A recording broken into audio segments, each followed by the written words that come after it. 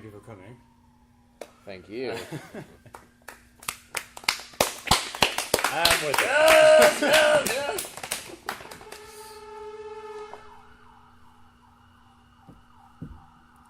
So, yeah, I think another reason is that the vote was a while ago, and we all heard about it for years, so maybe we're kind of tired of it, but I just wanted to share some thoughts I had about it, and in kind of an informal way. And I've titled the presentation Redlight Pinellas, because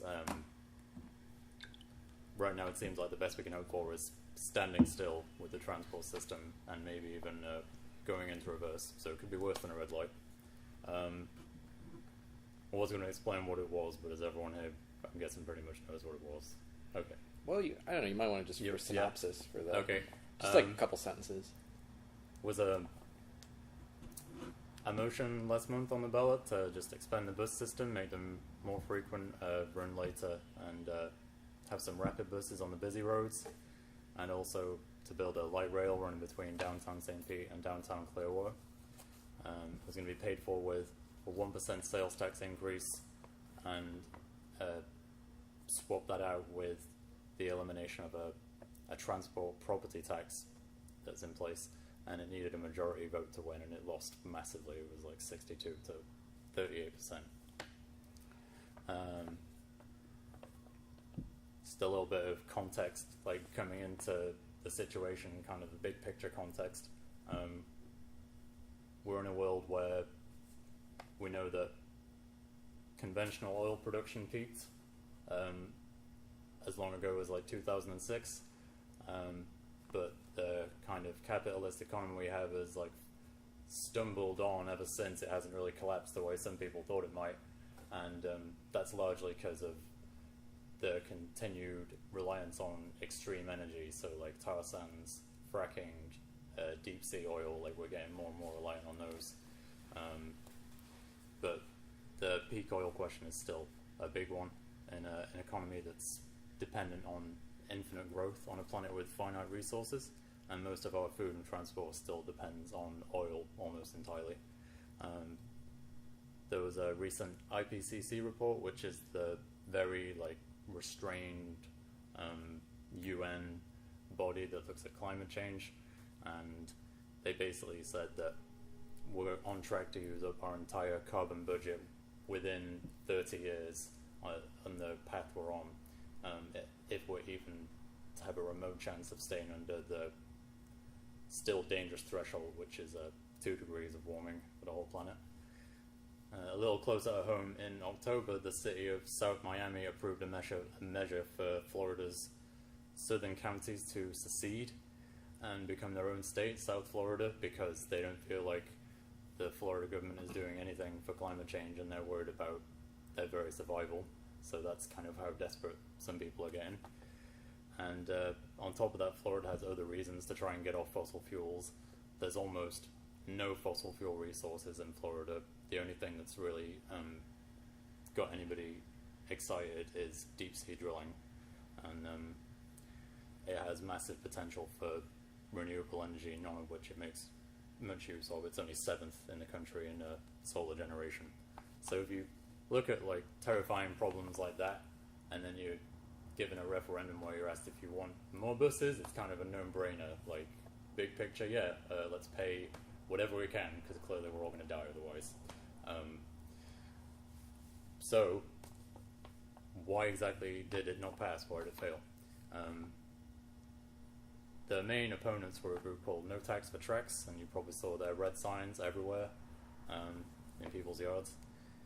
The campaign manager, Barb Hazelden, is a member of the South Pinellas 912 Tea Party group, and a vocal supporter of the group includes Randall O'Toole, who's a member of the Cato Institute, which is the first American free market think tank that was set up by the Koch brothers, and that just gives you an idea of where like the founders of the group at least come from with their politics, if not the regular supporters. It grew out of another group that was called No Tax for Tracks Hillsborough, where a similar plan was defeated in 2010. And it seems though back then they weren't much of a force. Like most of the people who voted no on that plan had never even heard of them. but at the very least, it tells you they had a jump on the Yes campaign. Like, they had years of planning and organizing to do beforehand, so that gave them a head start. I know I heard of them a couple of years ago, which seems pretty ridiculous for like a ballot referendum.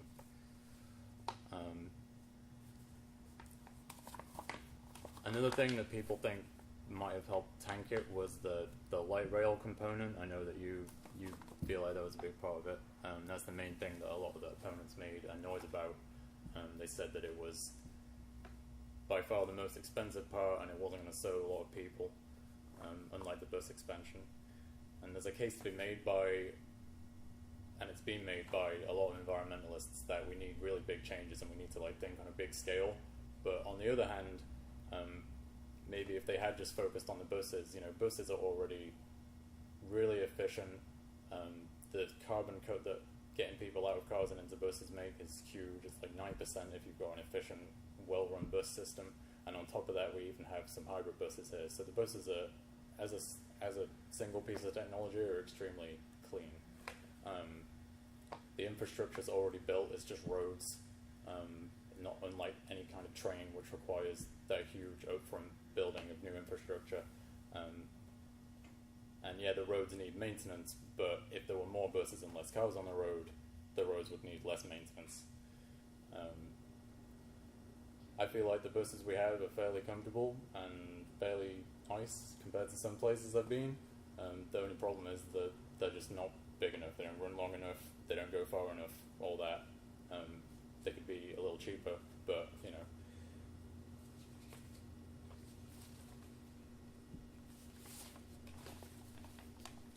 and they'd be faster if there was less cars on the road anyway, and if we had cities that were actually built for people, not just drivers.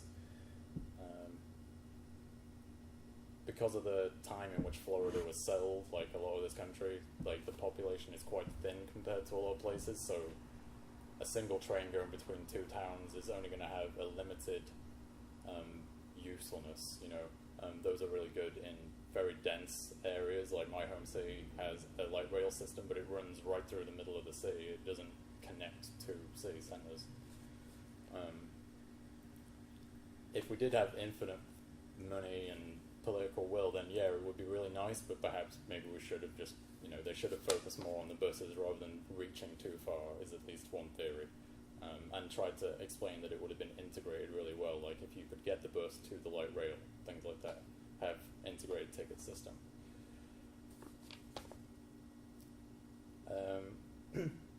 During the summer, there was a big funding scandal, where basically the bus people, PSTA, they took Department of Homeland Security funding, something called the Security Grant Program, and they used it to promote the bus expansion, which clearly not a good thing, no matter what side of the debate you're on.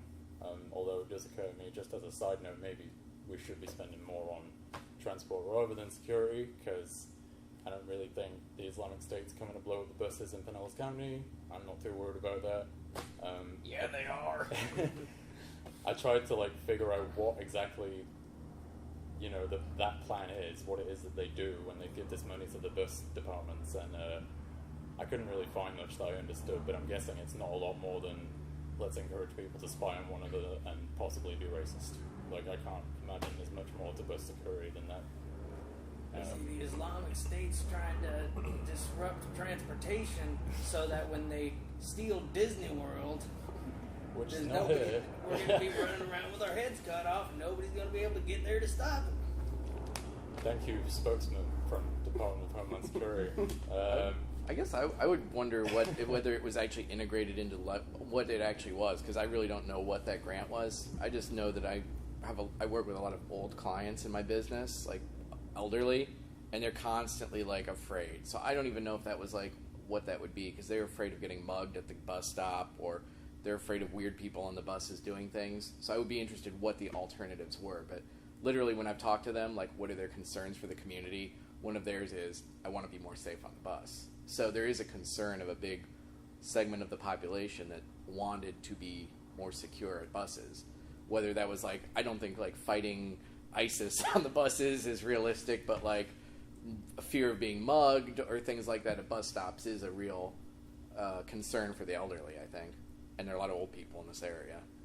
Yeah, that's a perfectly good point. Like, there's obviously a lot that comes before worrying about terrorists from another part of the world, and you should feel safe on the bus. That's, probably a big reason more people don't use it. But I guess all I've seen as I've been on the bus is signs that say, like, if you see suspicious activity, report it, which, I don't know, I guess that could apply to muggers, but it's not really what it... I don't feel like that's what they're trying to say to me, but hey. I think a lot of that, too, was, I think for a lot of people, because I think a lot of people were pretty, like, dumb with that whole thing, but I think there was a lot of people, though, when you see, like, whatever, like, it's stupid, like, have, like, Homeland Security funding for, like, buses and transport and stuff, in, like, an area like this, but, especially if it's a lot of money. It was a lot of money. Like, what was it? It was, like, $800,000 or something like that. I don't remember. Like, do you remember? I was in the hundreds of thousands of dollars. Yeah, so it was a lot of money. I mean, it was like, but I think when people see that, though, it automatically, it's like, okay, so this agency that totally misappropriated these funds is like, we're going to give them, like, what, like, $2.2 billion to do this other project when, and it like makes, I think, anybody on any side of the debate's going to see that and just, like, automatically just, like, lose faith in the, organization, that's the SDA that's doing that. It's like, well, they can't, they're misallocating these funds, like, that sucks. I think there's a lot of even more moderate people that probably felt that way, you know.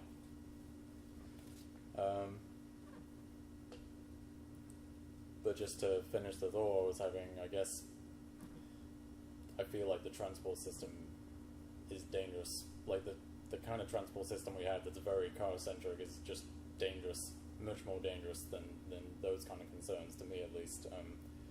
I read about a study, a little bit old, from the late 90s that found Tampa Bay is the most dangerous place in the country to be a pedestrian, like, per capita, like, per the number of pedestrians.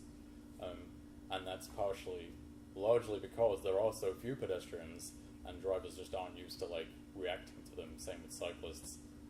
If there's more people on the street, not in cars, drivers tend to act more safely around them. But yeah, that's all somewhat beside the point. It fed easily into the no opponents, and I feel like if some of the people involved, like the CEO, were that concerned about the campaign, they might have resigned, or at least talked about resigning. As it happens, they just, like, denied the whole thing, acted like it wasn't a big deal, just acted like dicks.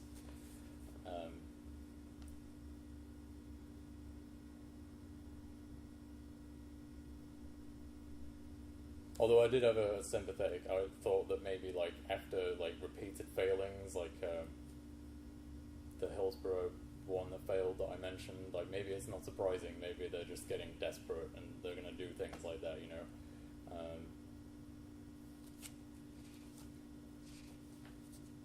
The main thing that I feel was lacking that would have held this thing to pass was, like, a class analysis of the plan. Like, what kind of people was this plan designed for? You won't see this great map on the recording, but if you look here, you can see this little green dot here and these two tiny green dots. That's where most people voted for the plan. All the rest is where most people voted no. You can see it's down in the area where most of the buses already are, downtown and south, St. Pete.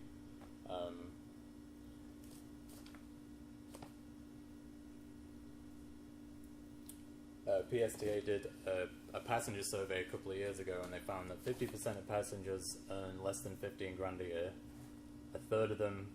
Only a third of them have access to a car, and 70% of them ride the bus at least 5 days a week. 68% are employed, 21% are students, and without the bus, 28% of them wouldn't have been making their trip at all. So that tells you that, like, who takes the bus and, like, who this kind of thing matters to has a lot to do with what income bracket they're in or what class they're in. I know I followed the Greenlight Pinellas thing for a long time, from whenever I first heard about it, and I didn't hear about, for example, the funding scandal until like the week of the vote. I feel like my knowledge was limited because I have other concerns. Like I earn minimum wage and I spend a lot of time running around, dealing with problems stemming from lack of money, and I spend a lot of time going to the bus stop and being on the bus, and I have other concerns. So I feel like the people who most needed these improvements were the ones who were least able to be aware of them, which may have also affected the turnout. I know people who voted for the first time on this. I know the people who voted for it, voted against it, and then they found out later that they didn't even understand what the plan was. Like they just didn't know. It was confusing. I have another co-worker who was going to come tonight, but he told me he couldn't come because he had to stay at work because he doesn't earn enough money.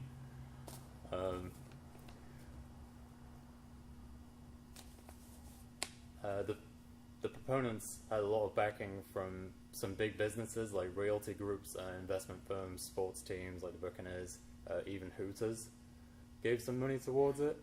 And a large part of the argument was that it would improve employment opportunities, which sounds good, and obviously making the work commute more pleasant in any way is a good thing, but I don't think it's all that transport should be for.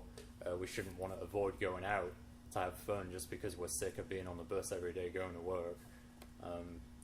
The transport system has the potential to really enrich your life if it's good. Are we supposed to support something just because it's good for Duke Energy and Hooters? That doesn't really fire me up. And the biggest funders were realtors, essentially because they want to build new buildings and stuff and move people around the proposed expansions. And people should be allowed to move to this area if they want to. Obviously, I'm not from here, but there's a massive push in Florida for sprawl, and there's a push in favor of population growth. It's not even a problem. A lot of people actually want it, and it's part of what makes sustainability here. It's so difficult because there's so much incentive to try and get people to come here and all that effort that goes into building stuff. And they also said that tourists would benefit and pay a lot of the cost, and that's kind of the same thing. An economy based on tourism is dependent on cheap oil, consumerism, people who are wealthy enough to afford second homes, or at least nice vacations, and that just means it's not long-term sustainable, because if any of those things goes away, suddenly your economy is fucked.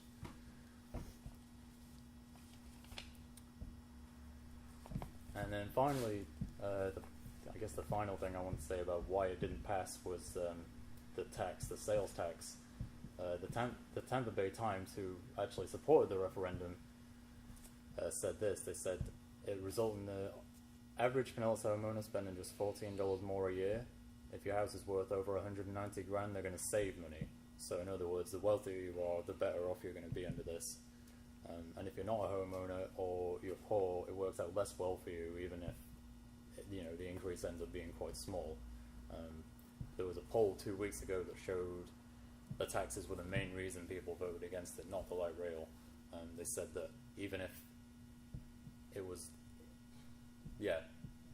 they were asked if they'd vote for a half penny increase just to improve the buses, and most of them still said no, because they just don't want to pay more taxes.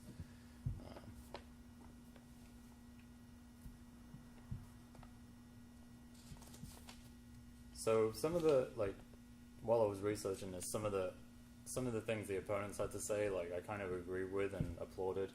There was one blog that was reporting on this whole thing for a long time called Eye on Tampa Bay, and this person wrote about how PSTA they refused to allow the opponents to advertise on the buses, but then they used public money for their campaign on the buses, and this blogger concluded that means people aren't fooled by big billboard campaigns, which sounds kind of good to me.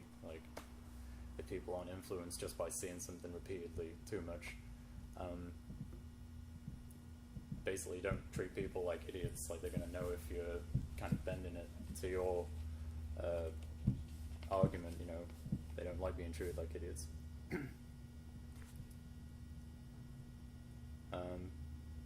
Some of the groups talked about big government, and however much that term has been turned into like a boogeyman to like push this extreme agenda the last few years. I feel like, you know, big government is a poor substitute for like real strong communities with like real democratic you know, support, and that can like support themselves like socially.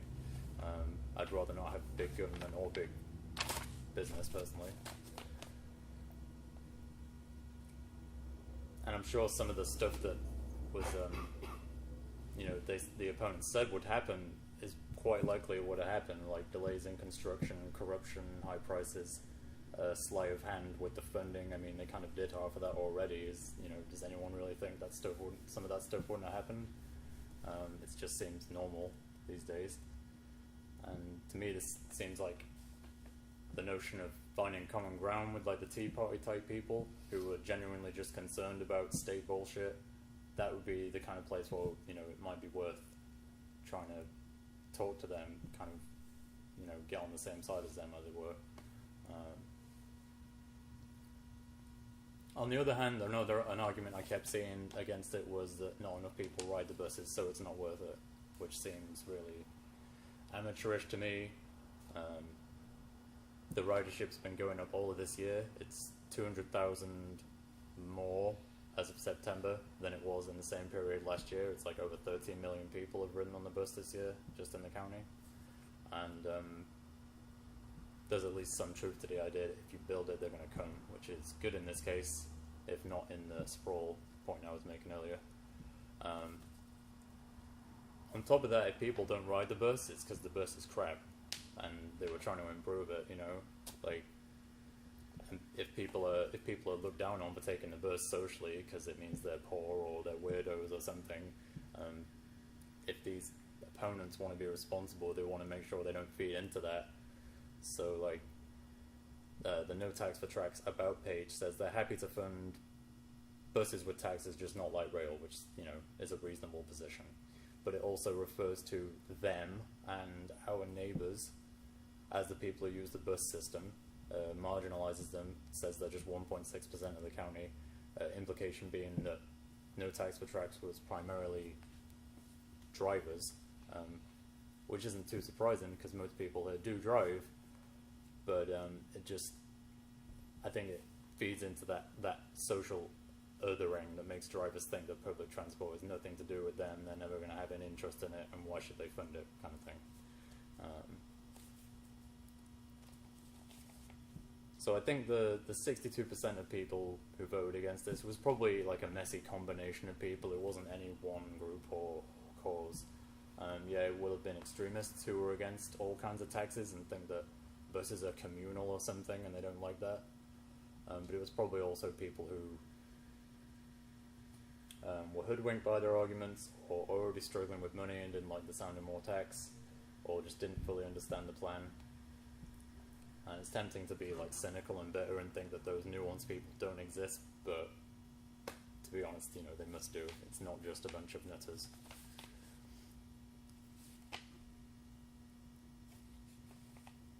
I'm just kind of getting to my closing thoughts here. I think there was a lot of good reasons to like criticize and disapprove this plan, but I still, as a non-driver, I still was hoping it would pass. I couldn't actually vote on it, but I wanted it to pass. Because time is just kind of running short for us to get any kind of useful system in place before not only these like big global challenges bear down on us, even though they've been delayed, but also just to make day-to-day life easier. Like, life is hard enough now just trying to get to work, you know, or just have any kind of getting around if you don't drive around here. So I feel like my analysis of the terrifying radical reality leads strangely to like this very moderate, pragmatic approach where I'll support something like this lukewarm transport proposal that hardly seems like it's going to work.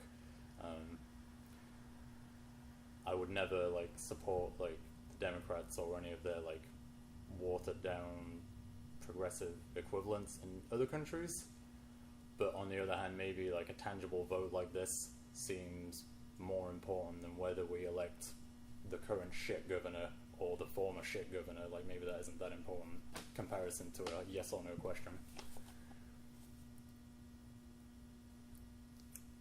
So maybe one approach is to just not bother with the bus, like just get a bike, maintain it, which I learned to do a few weeks ago. It's not really realistic for most people, at least from day one, to just give up on public transport if they don't drive. But evidently trying to do something through the ballot box isn't really it's not working at all. In fact, it may even be negative. Kind of maybe a DIY or die attitude, or maybe both if you're not careful on the bike. And some people will probably just find a way to get cars, and after this fiasco, I can't really blame them. So I know that when I first found out the result, my initial reaction was like personally offended. Like I felt like I was being told to fuck off, basically, and not just insulted, but like told to leave. If you don't drive, we don't want you here. You don't use your time efficiently. If you don't have a car and you clearly don't have the capital or the sense to like contribute to the only thing we care about, which is growing the economy, so we're just going to make life hard until you go somewhere else. And maybe as someone who hasn't lived here his entire life, that's an easier sentiment for me to kind of get or accept or something than other people. But I feel like when a community needs to be improved, it's admirable to say you're going to stay and like work on improving it rather than just leaving. But I just wanted to acknowledge the feeling of like feeling unwelcome, and you know, maybe in the long term there are certain places where it will be so hard to live sustainably that people do just end up abandoning them. You know, you hear about abandoned cities throughout history. So as for what happens now, there was a few different like groups for the Yes campaign. It was a bit confusing. Like one was an unofficial volunteer group, and one was like the PSTA page, and they supposedly were not affiliated. There was the Vote Yes on Greenlight page. The page has been deleted already, the website. Greenlightpinellas.com is blank, aside from a brief statement of disappointment from the PSTA chairperson. And whether that indicates that they're quietly reflecting on what happened, or what, I guess we'll have to wait and see, or if they're just hiding. But before the election, when they were trying to, I guess, honestly scare some people into voting for it, they said this would happen. They said service will be cut by 28% by 2017. There'd be no service after 9 o'clock, and it would be more limited on the weekends. So that's going to hurt people who can't drive or afford the upfront cost of a car. And it could be cyclical, because if they can't get the bus, some of them aren't going to be able to keep jobs or accept jobs, and you know, it just gets worse from there. They talked about using a combination of cutting the routes and increasing the wait times. The brief statement on the Greenlight website that I just mentioned was mainly a bunch of bureaucratic fluff, but it did contain one curious sentence about reviewing opportunities for improving the plan, which kind of implies that they're not just abandoning it, that it's not dead in the water. There's a proposed new referendum in Hillsborough in 2016, and they're saying that they should maybe try and pass smaller projects, like just a rapid bus corridor or something, so that people can see it's good value for money or something, and then maybe come back to the bigger plans later. But I feel like since like both sides of this were had really unsatisfying elements, that the only thing that's going to change that is the same as what people say with like the two-party system. Like you need a non-affiliated like people's movements, whether it's just for better transport or a wider issue or whatever it is. It's helpful to have people in office who are like sympathetic to you, but at the end of the day, they're only going to do stuff if there's movements enveloping them and pressuring them to do stuff.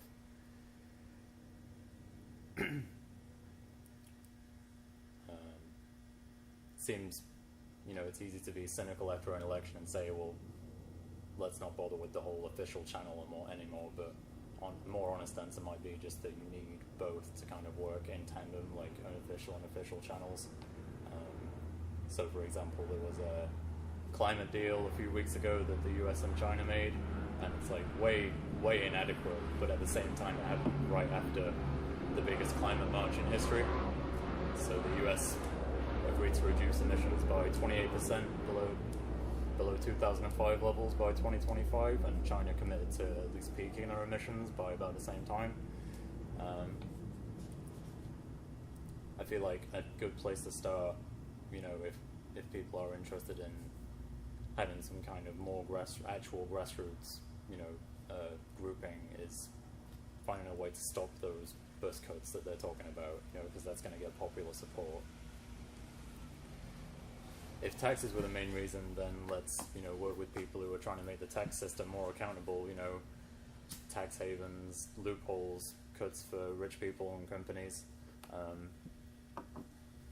If a lot of the people who voted against it were against government corruption and like big businesses making money off of taxpayer-funded initiatives,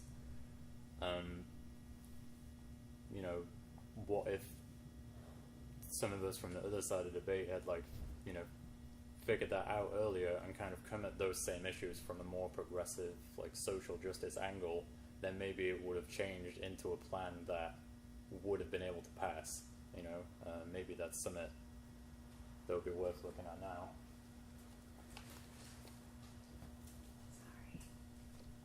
That's all good. And, you know, again, irony, one of the things that makes organising difficult is that if you're talking about a bunch of people who mainly don't drive, it's hard for them to meet up face to face, that kind of thing. But I just have a hard time believing that most people in the county are really big fans of, like, oil dependency and pollution.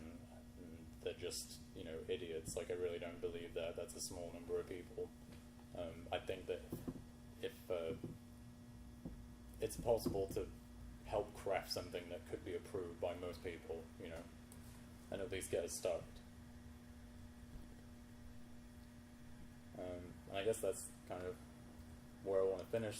I picked the name Redlight Pinellas for the talk just because, you know, that was the color of the signs for the no people, but maybe now we need to stop and kind of think about how we or they go about these transport initiatives rather than just rushing headlong into doing the same thing over and over again. And that's it.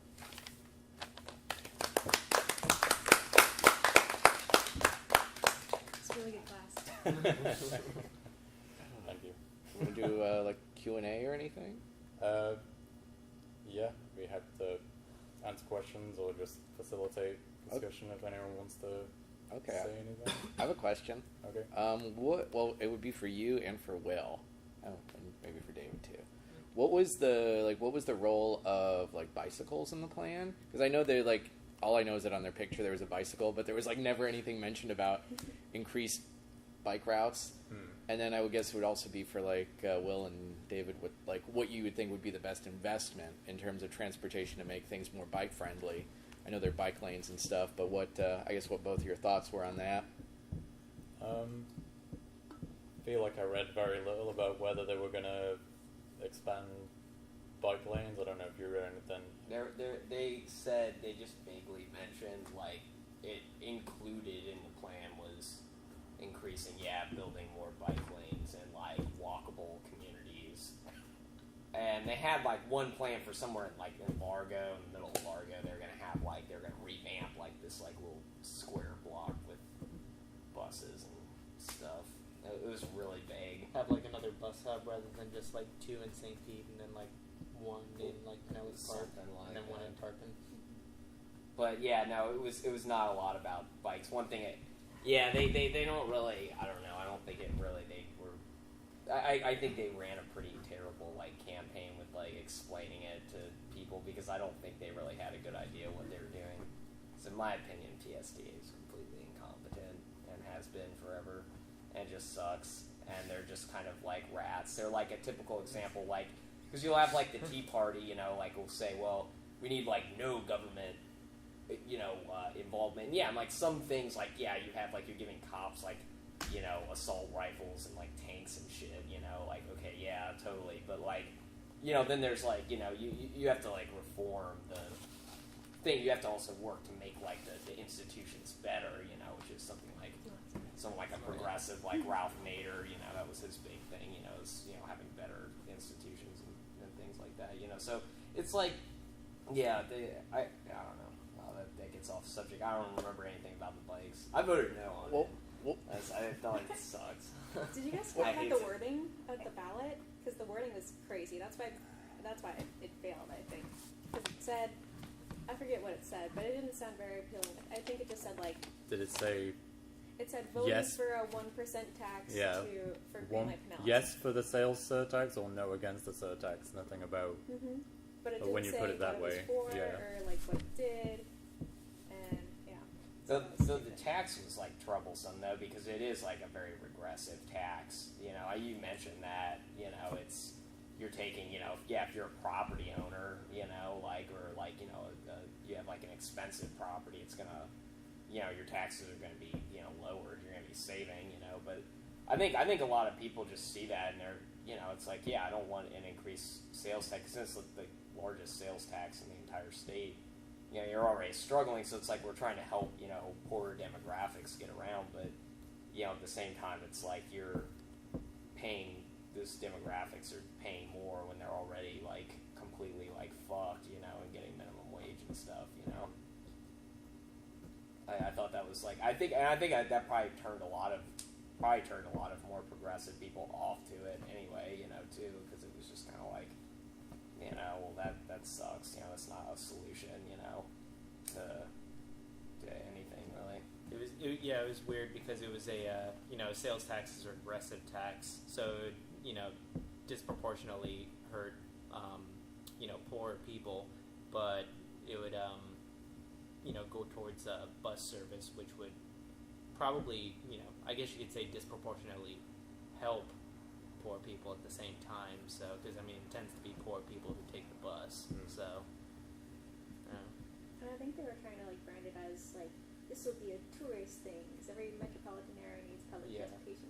Tourists, not for poor people who need it, but for tourists. Yeah, and I had also heard a lot of mention of like it's a sales tax and this is a tourist economy, so tourists would pay a lot of the tax. It's like you would get a lot of taxes from tourists, but it's also people who live here every day would be paying the sales tax too every day, rather than people who are here for a week. Well, and I think that's the way the light rail was set, because the light rail would be great in the county, but, the way it was set up, too, coming from, like, Clearwater to St. Pete, like, across toward Gandy, and then there's talk, like, eventually they're going to have a light rail that's going to connect to Tampa, after they go through all the bullshit with trying to get these two counties to work with each other on something like that, go out to the airport and downtown, but, the way it was set up was kind of, I don't know, it struck me just from living here my whole life, seeing the way it like went from Clearwater down to St. Pete across these parts of the county where there's not a lot of people like living in these areas, and then comes through like St. Petersburg, so it's like this, and it taking like an hour to get from Clearwater to St. Pete. It's not a huge incentive. Obviously you save on gas and all that stuff, but it's for a lot of people it's like, well, it's about the same as driving, so whatever. And then, you see it's like, it's kind of is almost designed for like, oh, we're staying at the downtown Marriott in St. Pete, and we can jump on our light rail and go out to Clearwater Beach, and it's kind of, I think that's why you had a lot of support from like the big businesses, because it's kind of designed as a tourist thing, when really you could like, you could take the whole like crappy tax thing out of the equation and just revamp the buses if you're actually trying to help people, and put less money would be like, cut that budget, because the main part of the budget was the light rail, and just start, to build your trust as like an institution, like PSTA, like, look, we have this great bus system, now let's talk about building a light rail. Well, you've done a great job with the buses, let's, but when you've been doing a crappy job with the buses, and like, oh, let's buy these hybrid buses, that are like, pretty much don't you have like 2 or 3 people on these routes with these like large buses when you can purchase a smaller fleet, for certain routes that have less volume, and have these more efficient routes with like smaller buses and shuttles and stuff, I mean, I don't know. It just seems like they just don't, it's just a poorly managed,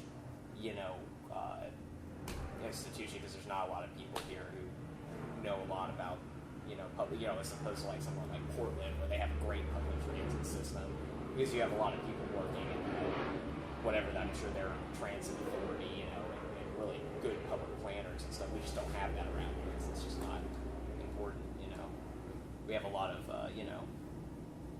people opening up call centers and whatever, things. You just don't attract those type of people to this area for whatever reason, because it's Florida and sucks ass.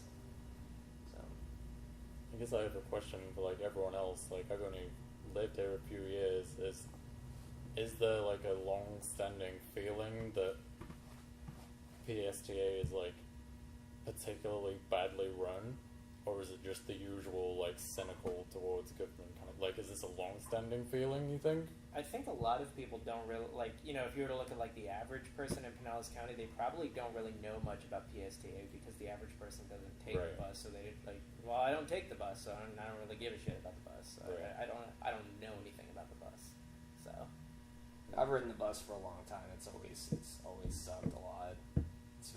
It's pretty inefficient. From what I understand, there's like things they do. It's just kind of mismanaged things. I mean, I personally disagree with, but you kind of look at like the way they allocate funds. So like in that campaign, but with the hybrid buses, which is great. Like having like clean energy and stuff. But at the same time, those buses cost roughly, I think they're upwards of like $700,000 per hybrid bus. You have like your regular big bus costs about $500,000, so $450,000, and then you have the smaller shuttle style buses, which they started implementing on these weird routes up in North Pinellas. But they were those were like $200,000, or like a little under $200,000 per. So they made these big purchases with all these hybrid buses. Like, look at how green this is, and in like the long run, you're sure, like they're going to be like more sustainable with fuel and all that. But like at the same time, people are like, well, that didn't do anything to help improve the routes, and like things people need immediately, because it is, it's just there wasn't really any balance. It's kind of like this big thing to like make us look good and green. Like Pinellas County's green, we have freaking hybrid buses. It's like, I don't know. I mean, that's probably just me being cynical. But they always, there's always issues with the buses, running on time, and them just, but just having a lot of issues with that. I've never had a good time. That's why I started riding my bikes. I'm just like, fuck it. I mean, now it sucks if you're like handicapped. You can't, you can't get out, or you're older or something, which is what really people need, especially, with the buses, because I mean, I'm fortunate I can ride my bike, long distances, but a lot of people can't, just because it's just not possible. So I remember a long time ago the PSTA tried to do some kind of partnership with Pinellas County schools to like start busing kids, because I think like just not enough people ride the bus. The few times I've ridden the bus, it's been like 4 or 5 people in there, and maybe it was the route I was taking, but I don't know. I think that's like a better idea. Just getting more people to ride the bus, and getting kids to ride the bus, and knowing how to ride the bus. Because what kid in Pinellas County knows how to ride a bus? Probably very, very few. So it can be like very daunting if you like if you just are suddenly like forced to start riding the bus. Like if you like your car breaks down and you don't, now it's like, well, the bus is the only way to get around, so how do I start riding the bus? You have to like learn it, basically. Yeah. As like, I mean, some people kind of grew up like riding the bus, but a lot of people don't, and then they have to, kind of get into it. And that's the thing, like, is Pinellas County metropolitan enough to really have an efficient bus system, or is it always going to be that way because it's just so suburban and spread out and shit? Well, that's a good point, yeah, because it is the way it is sparse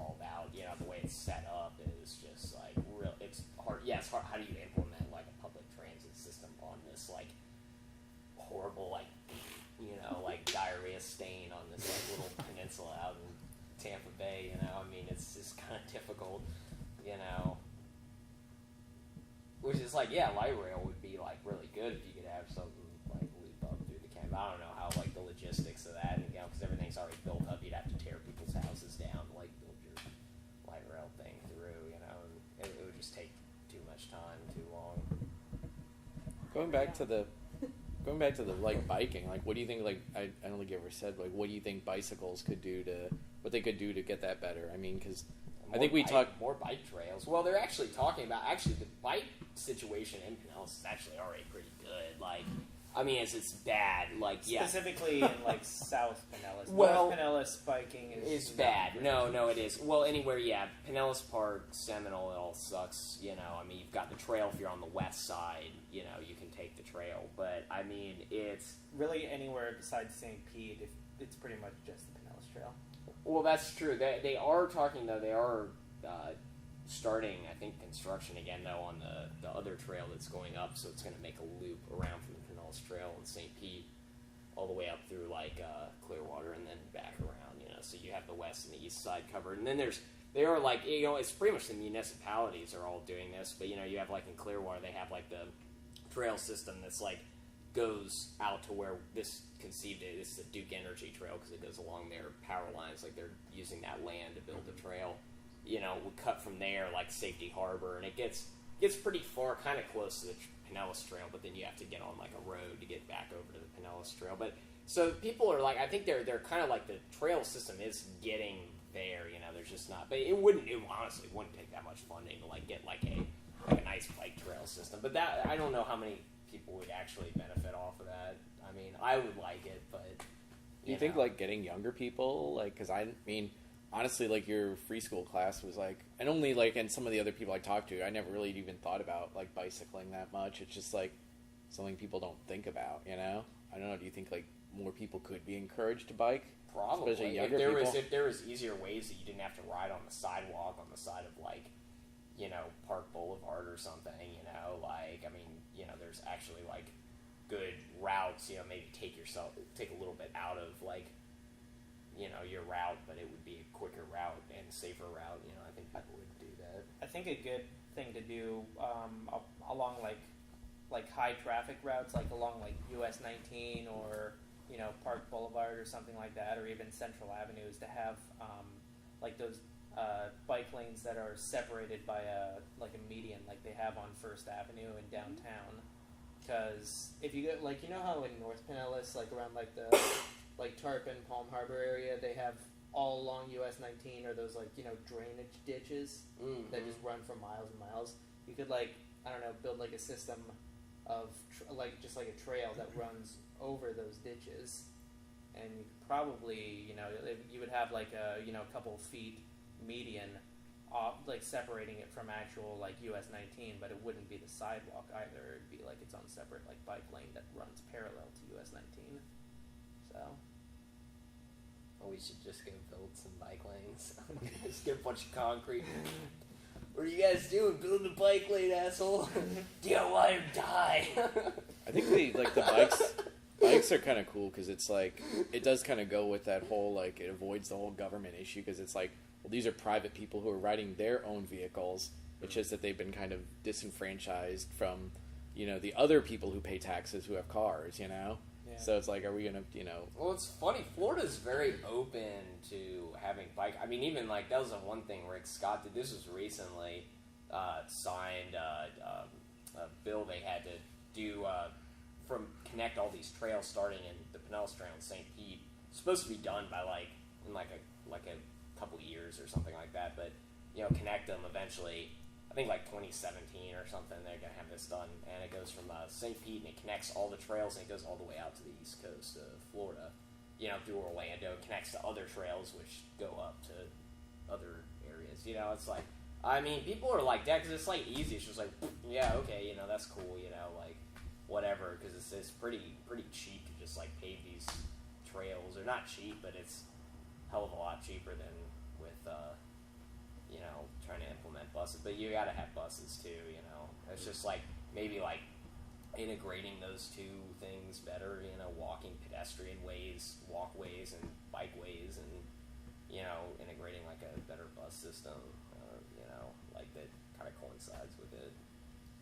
I think people just start creating, but that's the thing, they have like a referendum, everyone goes and votes for it, and then, but then I guarantee you nobody's going out to like the PSTA. They have board meetings every month, or a couple times a month, and it's like, it's like people just don't get involved. If you're like getting involved and going and like pestering these like little things or raising up like a small movement to do something, kind of like getting involved democratically, outside of like the ballot box as well, it's something that's interesting. I would organize it, but I'm crazy. I can't even organize my dinner. Tombstone pizza. Would anyone like some deluxe mixed nuts? No peanuts, all cashews and almonds. I would love some. Nuts. They're in my cookie bag. But I was just gonna say, I do think that though, like the lack of understanding could be kind of defeated by like having smaller proposals, like have a bike lane initiative for Pinellas or St. Pete. I think probably the closer to home the better. Then have a bus initiative. Then have and then maybe down the line have the light rail initiative. But then it's because it all just gets blended together and people get confused. Yeah. And there's less confidence that stuff's going to fall through the cracks when it's just all this stuff thrown together. I think it's like we just have to be planning our cities better. Like with Rick Scott, you can get a building permit in 24 hours, and that's not good.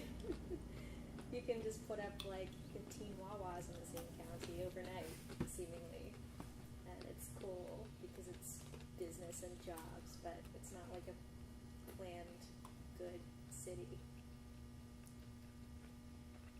I was gonna say a second ago, like you make it like it's funny, but it's a good point. Like this kind of thing, it's just not sexy. It's not a sexy issue. Like it's boring. It's like this is kind of a strange thought I just had, but I remember like last year I saw Jon Stewart, and he was playing a clip of like. Oh no, this was a few years ago. It was during the UK general election we had a few years ago, and basically the candidates were talking about a national bus pass or something that we have for seniors. And just because they were talking about it, big liberal Jon Stewart made fun of them. He was like, "Ooh, the bus pass!" Basically, like stuff that affects people's day-to-day lives. He's just going to make fun of, and he's fucking liberal. You know what I mean? Like it's not interesting to people. To make fun of people. Yeah, but come on, like that. I mean, you didn't see the clip. It wasn't even a joke. He just was like making fun of them for discussing old people having to take the bus. That was all he was laughing at, and it's just like I don't know. Even you were saying maybe awareness and stuff. Like this says the total number of voters on here. Like if you add them up, it's about 350,000. I have no idea how many people live here in Pinellas County. Yeah, roughly 1.5 million. So you take out like no, it's not 1.5. It's just under 1 million in the off times of the year, the off non-tourist season. It swells to just over 1 million in Pinellas particularly. So I guess if you take out like children the or Bay any other the people, Bay Area, yeah, it's that's a pretty low turnout. I mean, I know that it's kind of expected for any kind of local election, but still, it shows like.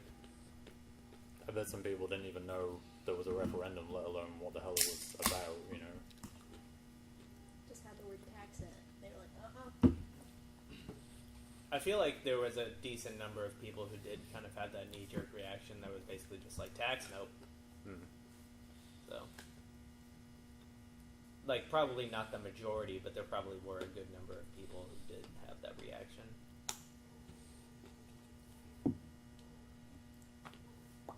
Well, yeah.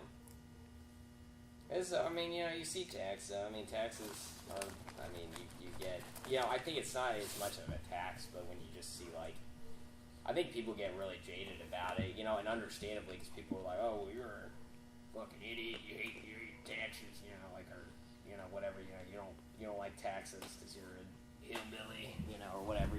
But it's really though, when you look at how like misallocated all of our tax money is from the federal level on down. Just it's so many stupid things it goes to. I mean, it kind of is hard not to go like, man, I don't, it goes back to the PSTA just being shitty. It's like, yes, let's give them like $2.2 billion to like be shitty instead of like getting on their ass and cracking the whip and being like, okay, we're gonna give you this money, but you better watch out, you motherfucker, resign for being a dick, Yeah, instead of being all smug and like, oh, well, we didn't do anything wrong by taking all that money. We didn't even take that money. That didn't happen, Like, I mean, obviously people are going to be like, well, fuck that. I'm not going to vote for that, It's, because a lot of your tax money does go to good stuff, but it does go to a lot of really stupid stuff, and it's like just really, they just spend money on just the stupidest shit, because there's no real oversight, people just don't care, It's like, yes, we want, like, teachers and public transit and like, to some degree, cops or some kind of law enforcement or whatever. But then when it's just like $50,000 for giant stickers on the bus to advertise the bus. Yeah, it's just like, fuck yeah, exactly. That just pisses people off. I think people aren't as stupid about that. I think they just are jaded about it, and understandably,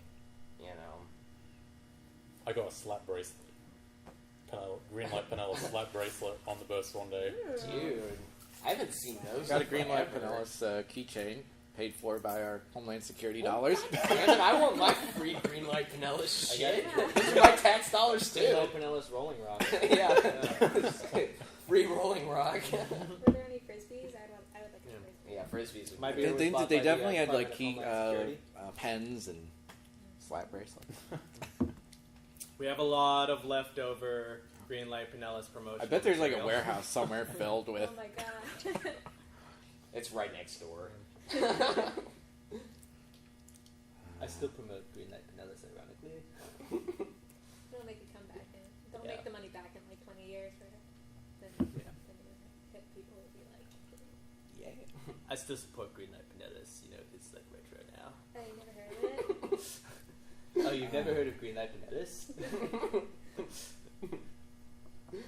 I do agree with Lauren though, like especially I guess in Pinellas County it's not as big of an issue because this county is like basically built up, but for the wider issue though, like a lot of the new developments, like I don't know, New Tampa and all the new ones they are basically just making these horrendous, terrible developments that are just basically the worst designed cities or communities you could possibly have for a state that already is like basically run out of natural resources.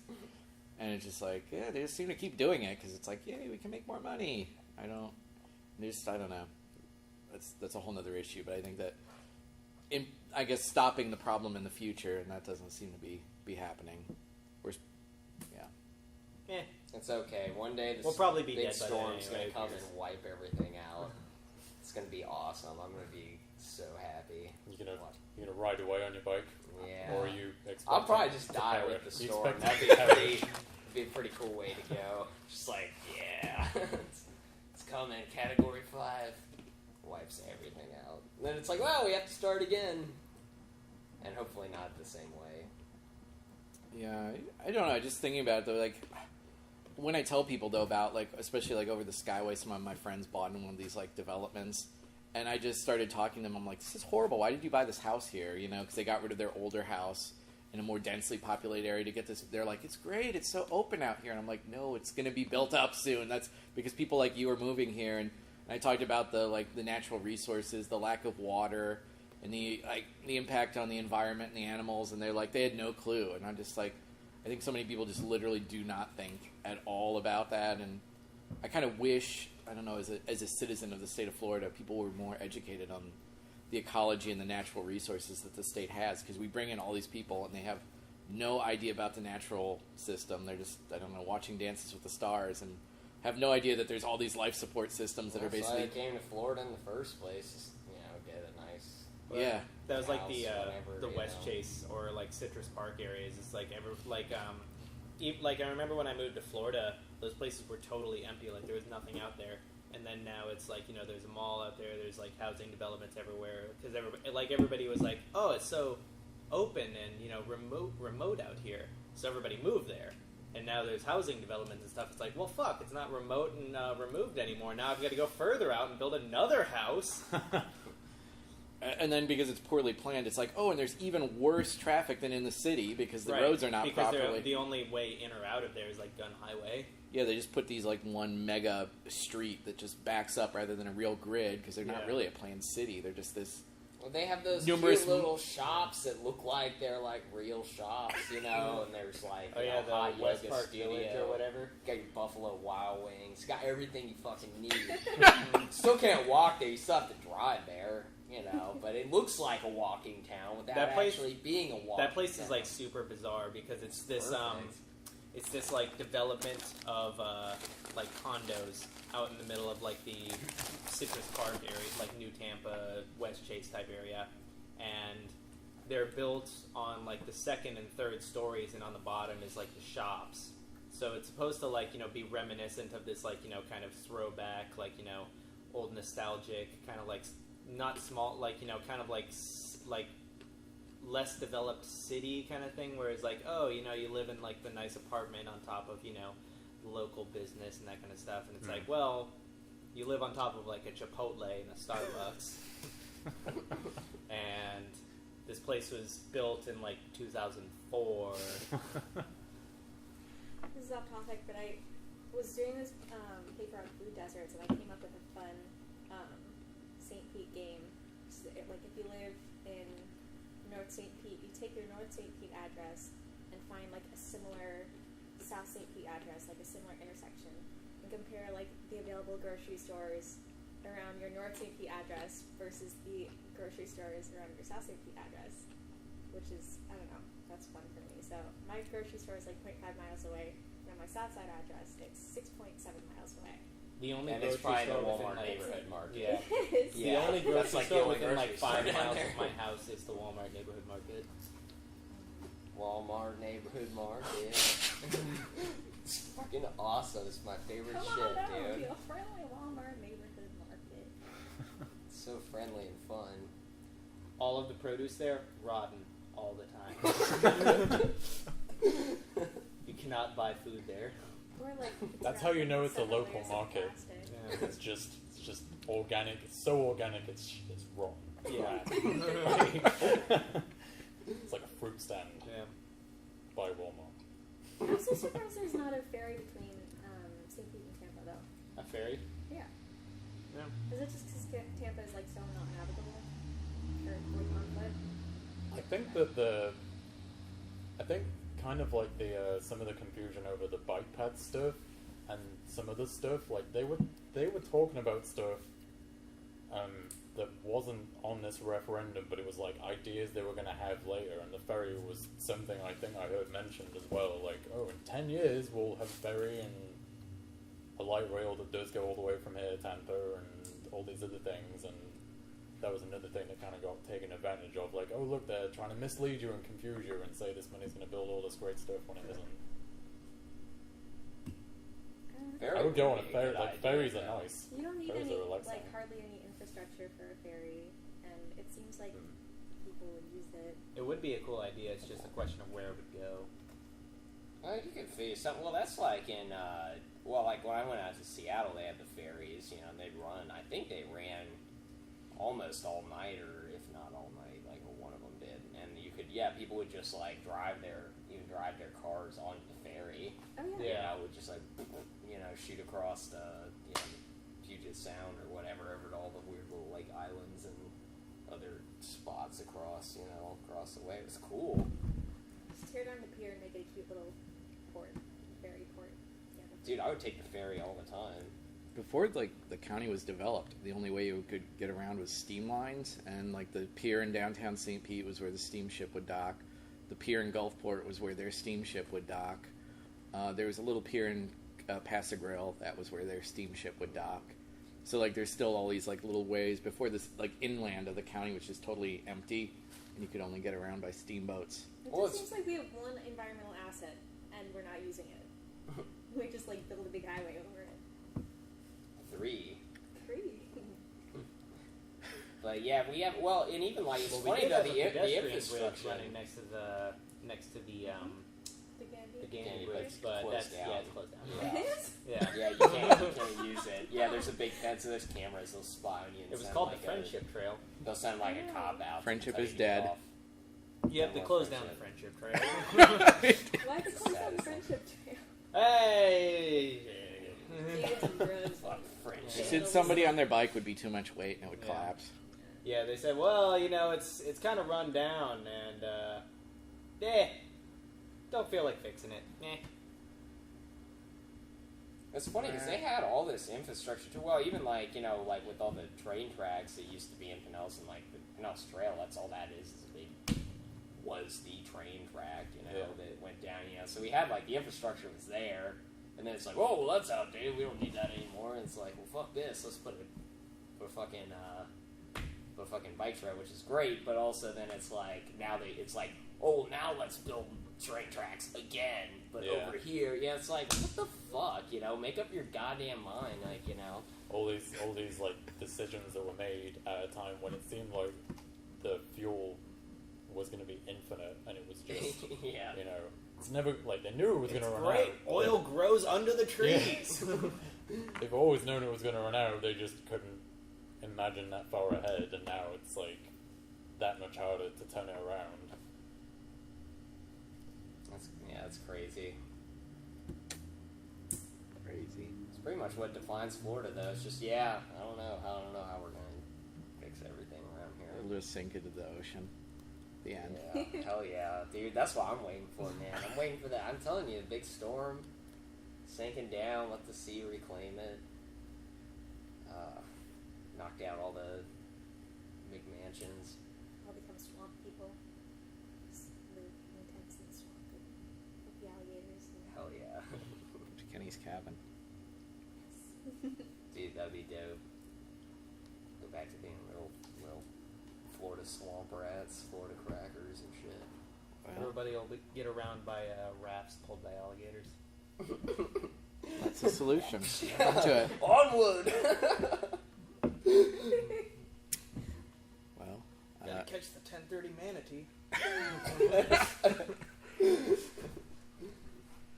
well, I guess anybody else any comments, or does that conclude our discussion at the St. Pete Free School at the Fuzz Factory?